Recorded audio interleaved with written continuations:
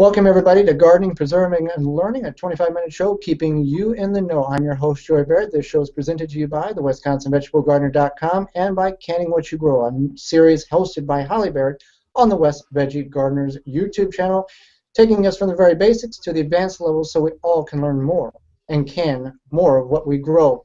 We travel about 2 hours south of the Wisconsin Vegetable Gardens and the Wisconsin Vegetable Gardener Studio to bring in two ladies who knew a lot about seed saving. They had their own company, the seedkeepercompany.com. That'll be placed in the show notes following the broadcast for us to go over and see the products and the devices that they have in order for us to help save seeds as well as grow the seeds we save. Welcome to the program, Carol and Carrie of the Seed Keeper Company. Hi. Hi. We're glad to be here. Well, glad to have you Carrie. on the program. Okay, I'm Carrie. And I'm Carol.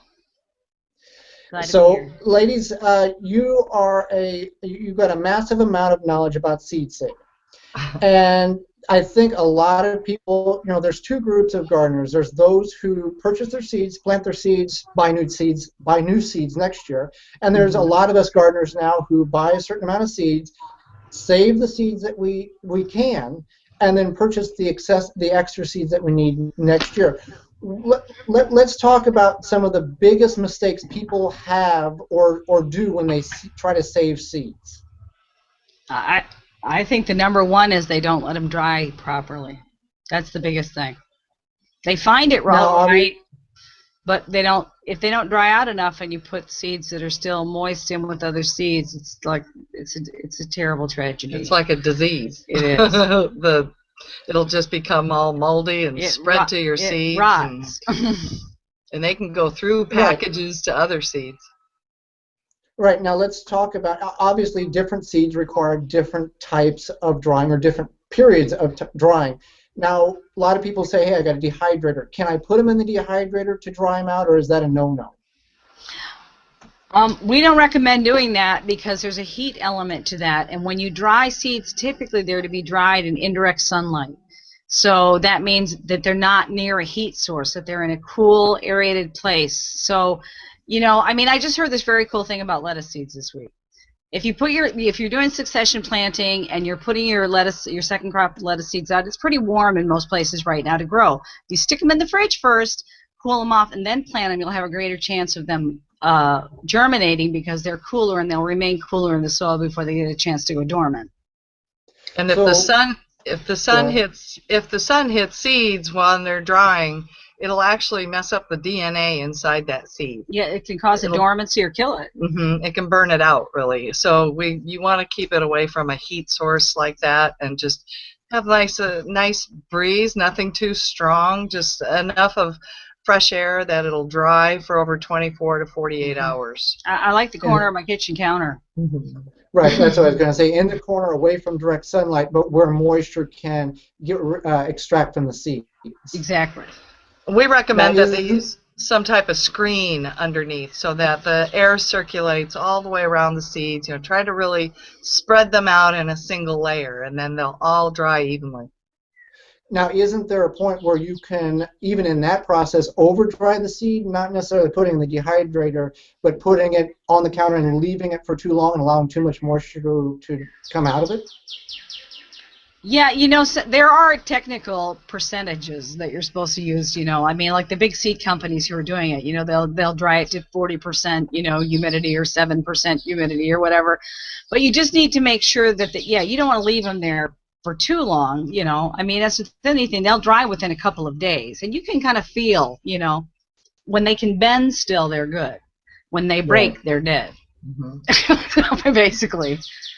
Right. Now, let's talk about, once we've got the seeds dried, where do we store them? I know and we'll talk about the Seed Keeper device, but some people have asked, knowing that your girls were coming on the program, can I put them in the freezer? Can I put them in the fridge? Can I what's the best alternative to get the most longevity out of the seeds that you save? Well, I would say, there's a lot of times you're going to have seeds that say, oh, that certain seeds are begged to be in the refrigerator or the freezer. There is actual, instructions for that type of seed. But generally, a cool, dark, dry area that is perfect. So, I mean, you could do a closet or a shelf. We don't necessarily recommend you keep them in the garage so much, but I like to keep them in the house. I keep mine in the basement, in a seed keeper. This is right, and this is the seed keeper that we use, and even our little niece is at least interested in digging through the seed keeper to see what seeds are available to her that she can play around with. It's a great thing to do with kids. It is a phenomenal thing to do with kids. And the nice thing about the seed keeper, the seed keeper is you can lock the top. So if you spill it, you may spill the seeds inside of it, but they're going to be contained. They're not going to go all over the ground. Yeah, we've done that sorting thing before. That's kind of fun. And in the past, when I didn't have my seed keeper, I'd take my little seed pack outside with me and use it and set it down and watch it blow right off the table and spread its little seeds all over the place. So we love using the seed keeper because it just keeps everything organized. And when you're talking about the refrigerator, there are some seeds that do require cold because they need to mimic winter. So we're not saying don't store any seeds in the freezer, but we think, that is a potential moisture issue there, with the refrigerator. If you don't have something really locked up and solid, you can get moisture in there.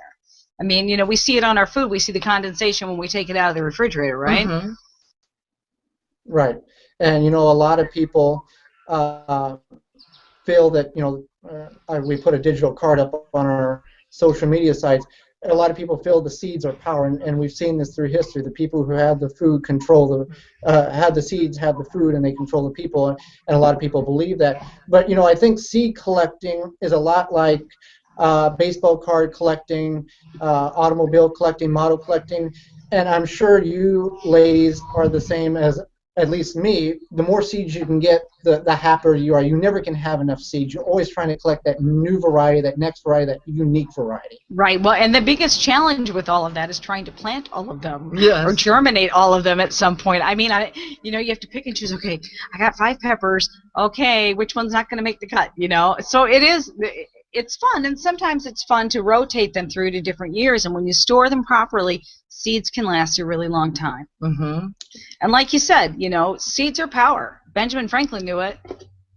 He stockpiled seeds. So, I mean, this has been going on a long time. And the more, and even it's not even about just necessarily liberating yourself. It's about growing more nutritional food. Yeah. Right, and that's the thing, when it comes to seed saving, I know maybe we're new gardeners are watching. What would you recommend if somebody's going to save seeds for the very first time? What would be the easiest thing for someone to save seeds from? We were talking about this today, and we said, which one do we? Because we don't think any of them are really that hard, as long as you know the rules, Mm-hmm. But well, I like saving my pepper seeds, my bell pepper and jalapeno pepper. Those are real easy because you open them up and they're almost a little bit pretty well dry inside. And you want to make sure when you go to when you want to save seeds, first of all, you should start with an heirloom or organic variety plant. Or seed, if you're growing from seed. And then when you collect it, make sure you pick the very best specimen to collect your seeds from. So that's painful. We would suggest you start finding that specimen early in your growing season. You see something develop, you go, oh, that's going to be a big tomato. Put a little ribbon on it. Mm-hmm. It'll stop you from picking it because that's just a temptation we suffer through every day. But it'll stop you from picking it. It'll be available for you. It'll be ripe and ready to collect those seeds. And I've had a situation where, like for green beans, where you just let them dry on the vine until the bean pod becomes brown, and the beans rattle inside. And those are really easy to save. And once you hear them rattle inside, you can pick that bean pod, open it up, let the beans dry for 24 hours still, and then you have your saved beans and you can use them next year. But if you're saving that at the end of the season and you have to let it dry on the vine, it can take quite some time, and then you've got this plant sitting there that you wished you could have taken out a little earlier and cleaned up your bed. So that's why we think, if you select that particular item that you want to collect seeds from earlier, then you can let it ripen to its full state and still clean up your garden when you want to. And to make it really simple, when you're talking about seed saving, there's really basically two methods: the wet method and the dry method. Depending on what kind. Wet method is reserved for pulpy type things like tomatoes and cucumbers and things that have kind of like a membrane around the seed, because really when you're saving that seed, you're releasing it from that membrane so that it will grow again. And then, like Carol was talking about, beans and those kinds of things are the dry method. I mean, I'm growing spaghetti squash that I used. My kids are kooky for it, and my daughter bought an organic one. I said, hang on, cut that open. We scraped them out last year, and they're growing great. And it's simple. Scrape it out, rinse them off. I lay them on a paper towel, several deep, so there's some cushion there, so there's some air circulation. And then, boom, they're dry. I put them in my seed keeper, and here we go. And it's taken over the yard. I think they're going to get us.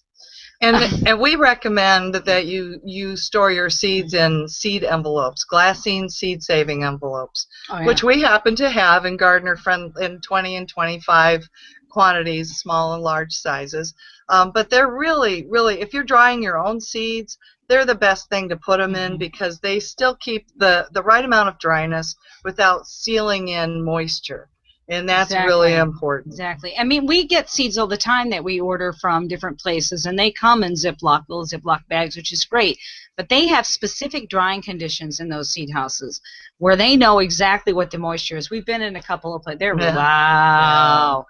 Some of those seed houses, we've been in the one at Ball Hort, very interesting. It's really fascinating work. I mean, it has to be very special conditions. Right. Now this may seem to the avid gardener a very elementary question, but to a new gardener, why is it so important to save your own seeds when I can just go to the big box store, I can order them online, and it's so easy for me to click a mouse and they come to my house? Why should someone save their own seeds? Well, we think you should save them. Number one, when you save seeds from your own your own region where you're growing them, they're going to become hardy to that region, and more disease and pest resistant. Plus, you are really creating your own variety of heirloom by doing so too. And you know what you're growing. You know where you got that seed. You know what the vegetable or fruit is going to look like, and we just think it's the best way to save money. That's a no-brainer right there. Right. Let's get the big elephant in the room right there. But we love to save seeds because we like saving from what we grow, and it's true to what we grew, and that's very important. And like any good seed, if you plant it year after year, like Carol said, we think they become like zone perfect, because they've been harvested from your own property and grown again and grown again. And so any of the kinks that maybe weren't as adapted for your garden are good. Now, the thing you have to watch out for is you want to make sure that you're only growing a particular variety in a family, because if you grow more than one, then you could come up with, you might get something really good, but you might get something that you don't like too. Right. Like more than one variety of tomatoes if they're too close, or more in the squash family. Those, will cross-pollinate, and who knows what you're going to get. I might get a spaghetti-kini. Yeah, that's very important. It's some varieties you have to grow. Like if you're growing a beefsteak tomato or something, and you don't want it to cross-pollinate with another tomato because you want to save those seeds for next year. Because if you have cross-pollination, then that seed you're saving is going to be a different variety than what you grew if it cross-pollinated. So sometimes you have to have, you can have one variety of tomato on one side of the yard and another on the opposite side of the yard. Yeah. That's another way to grow different varieties and save the seeds so that they're true to the vegetable. I mean, in that part of the science, we are really not, I think of that story, Radiator Charlie's Mortgage Lifter Tomato, and I mean, Well, I read what he went through to really develop that tomato. That was actually quite interesting. Hypodermic needles and, all this stuff, cross-pollination, one tomato in the middle, different varieties around it, keep it going until he did it. But, I mean, that's a little advanced. That was intense. Advanced. That's advanced. Right, and you spoke about saving the seeds, and they climatize to your area. A friend of ours, great word. Right. Our good friend James Prigioni, he's up in New Jersey, and he's got a garden, and he had a massive heat wave last week, and he didn't water it because he wanted to see which seeds or which plants would survive, and 2 of the 3 squash died off. So the one squash that survived, they've marked it. They're going to save the seeds because they know that plant is tolerable enough to stand the heat, and as it, generation after generation, it's going to be even stronger throughout the years after saving the seeds and replanting them. That was a smart thing to do, Yeah, especially to determine heat tolerance. That's very good. So when one of my plant dies, I can just say I'm doing an experiment. Right, and you bring that up as a joke, but you don't want to save seeds from a very weak gene pool in a tomato or a pepper or whatever. That's why I mean, you want to go to the effort and make it pay off ultimately, right? Right. That's why we're doing this for fun, but also we're doing this for a reason. It's not just whatever. We've wasted 4 weeks, so what? There's a meaning to our madness.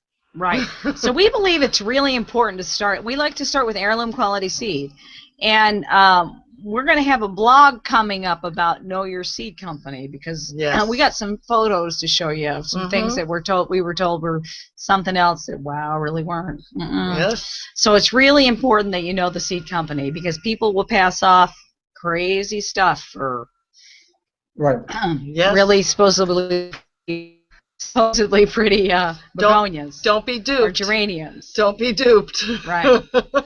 So yeah, it is. It's really important. Right, now let's talk about some. Now you said beans would probably be the easiest, one of the easiest plants. Peas would be another for that dry method. Let's talk about some of those that are a little more challenging. Maybe the onions, the cabbage, the carrots per se. They take a 2-year process, and they're a little more of a challenge if you want to get the seeds to climatize in your area. Save those seeds to use them year after year. Right. Well, we plant carrots as annuals because really they're a biennial plant.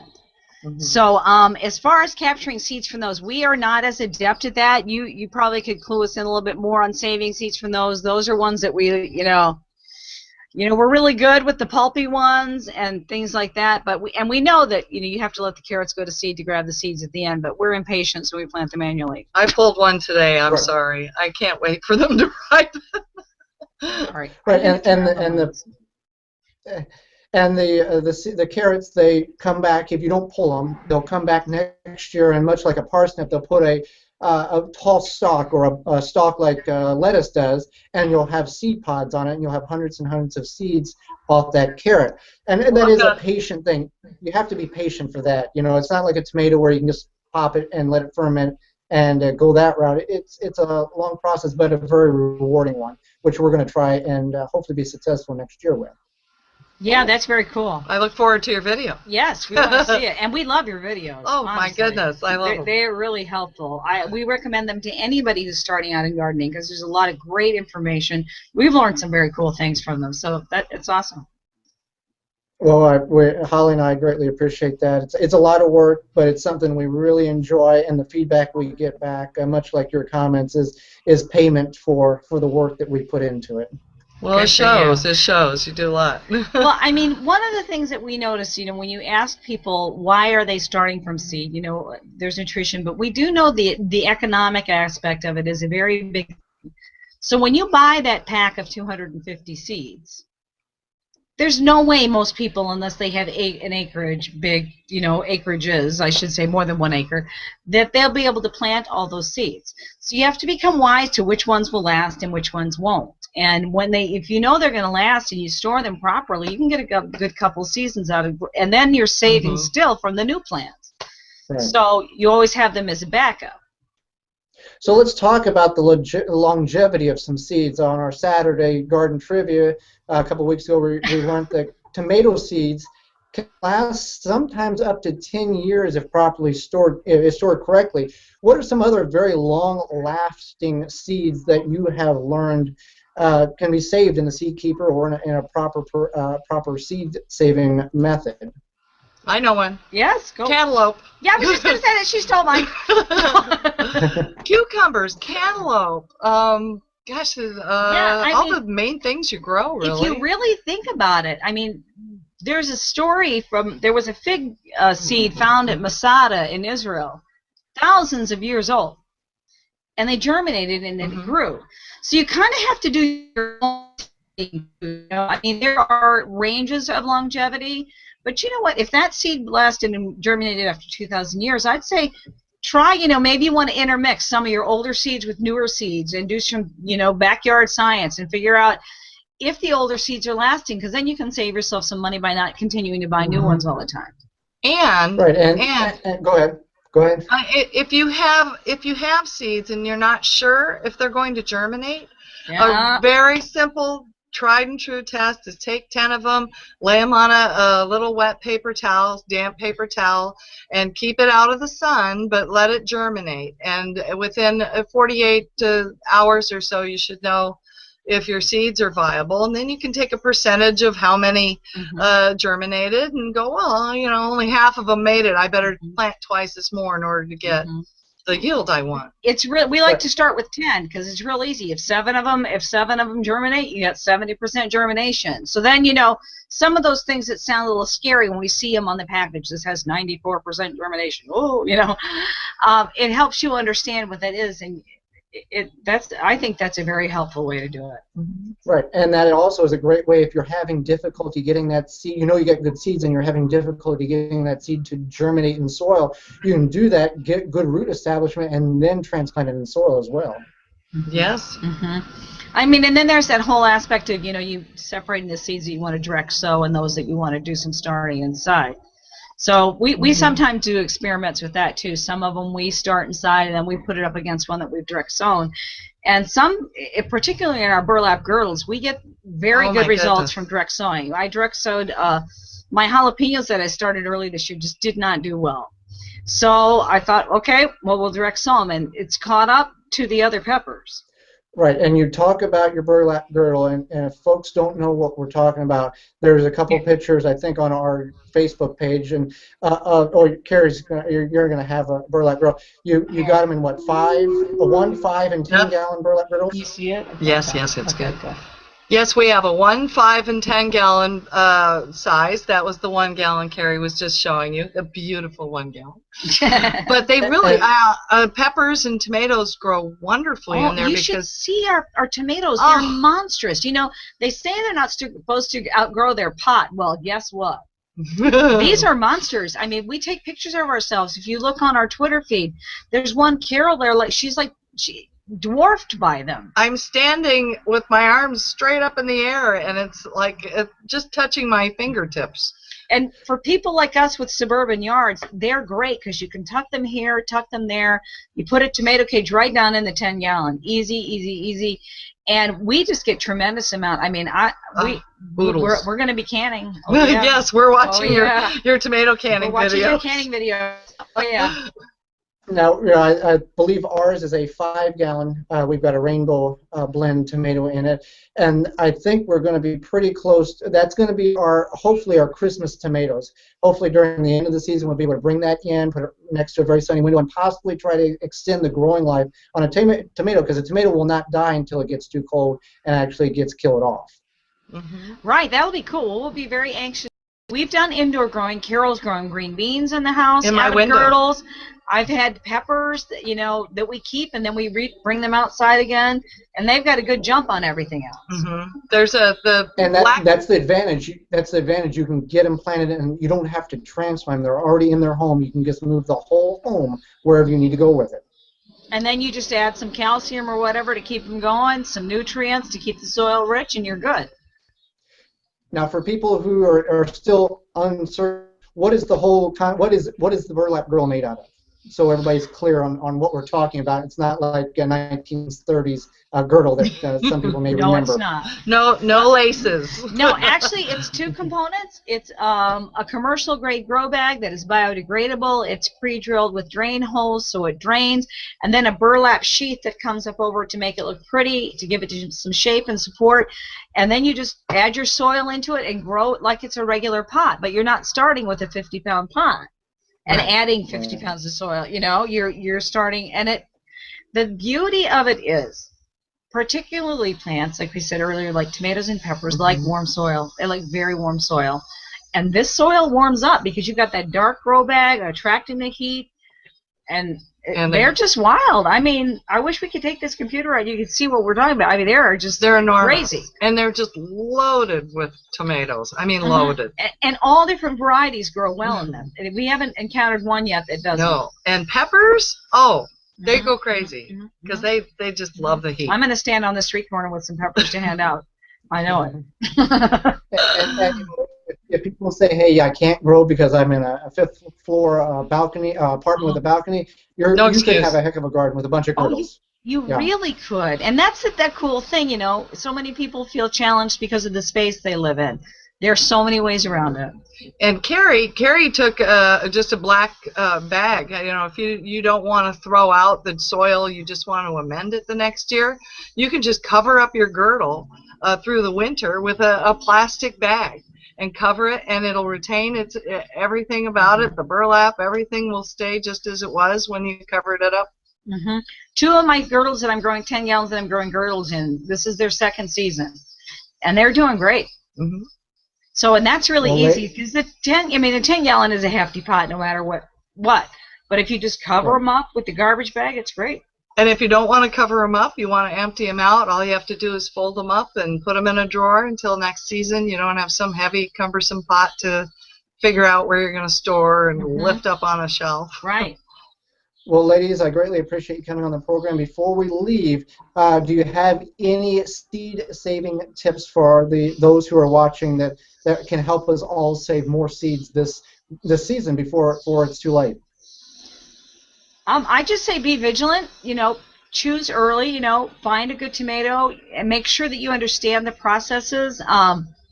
We'll be posting more information, you know, on our blog, Seed Keeper Chronicles, about different ways to save seeds. And that's the thing. Get in touch with it. Don't be afraid of it. Give it a try. And what's the worst thing? If they don't work, then you buy a packet of seeds for 99 cents, a couple bucks. Okay? But next year you'll know how to do it. But when you do save those seeds, make sure you write the date on your little glassine envelope. You can write all over them. Write the date you saved and captured them, and any other growing instructions. And maybe even say, well, you know, these will do better if I plant them in another part of my yard. Put all kinds of notes all over your seed packs. And save your empty ones. Empty seed packs, so you can write on those and keep them in your seed keeper and say, well, you know, these didn't do very well for me, or next year I'm going to bunch them all together. We write all sorts of notes on ours, and it sure helps in our gardening for the coming year. And sometimes you know if it's a later, you know, the packages always tell you information, but sometimes in your own experience, in your own environment, in your own little biodiverse unit, maybe a tomato will take a little bit longer. Or maybe it'll come really fast, you know, and so we can make notes and say, you know, it beat what the expectation was, or it was slower than it. Or start earlier next year. We've got plants I got lots of signs like that. We have things say, I'm going to start January 1st, I promise. I mean, and it does sound crazy to people. They think, oh, wow, starting in January. But I'm telling you, the begonias that we've grown, unbelievable. Yeah. Amazing. And you know, we've been looking and we're going to have a video series of the winter of growing in hot boxes or cold frames. As a gardener, there's really not an opportunity, no matter what climate you're in, that you can't grow something, whether indoors or out. That's right. That's cool that you're going to do cold frames. Very cool. No excuse not to grow. Right. Awesome. Right. Well, ladies, I greatly appreciate you taking time out of your day to come on and share some seed-saving tips. Your website again is? SeedKeeperCompany.com. And our Twitter handle is? @SeedKeeperCo. And we'll put please love us on Facebook.